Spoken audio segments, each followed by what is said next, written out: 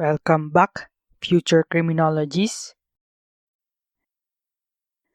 In this video, I will be discussing the difference between competent evidence and credible evidence. Competent evidence is one that is not excluded by law in a particular case.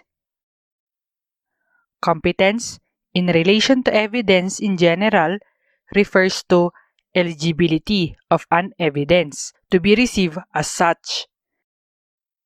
It refers to evidence that is appropriate and needed to prove the issue of fact that the parties have made.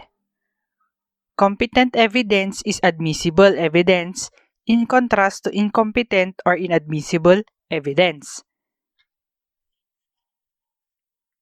Evidence gathered in violation of the following rules are considered not competent evidence. 1. The best evidence rule. 2. The parole evidence rule. 3. The hearsay evidence rule. 4. The rule on privileged communication. 5. Illegal search and seizure. 6. The rule on the right against self-incrimination. 7. Generally, violation of the Due Process Clause of the Constitution, and many more.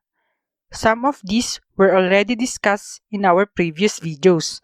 I will put the link on the description box. Let us illustrate what is competent evidence. Jose, with unlicensed firearm, shot Pedro, which caused the death of the latter. Jose ran away and he was caught after a month.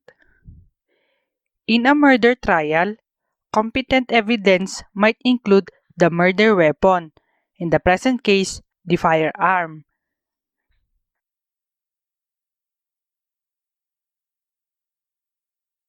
However, if the accused was caught without warrant of arrest, then the murder weapon will become inadmissible or incompetent or not competent evidence.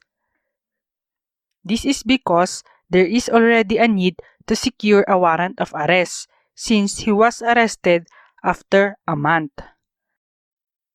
The rule in flagrante delicto arrest is no longer applicable.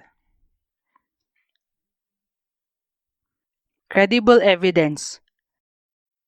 Credibility refers to worthiness of belief, that quality which renders a witness worthy of belief. Kapanipaniwala ba? Thus, a credible evidence is an evidence that's likely to be believed. Evidence to be believed requires that it be credible in itself and it must come from a credible source. The source and the evidence must be credible.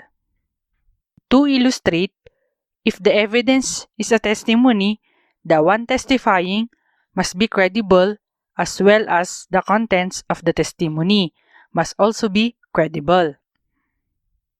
If the witness was paid in a hefty amount of money for him to testify, there is a high chance that his testimony will be biased. Hence, the court might consider him and his testimony not credible. Take note that admissible evidence is not necessarily credible evidence. Admissibility does not guarantee credibility. Thank you for watching. If you like this video, don't forget to like, share, and subscribe.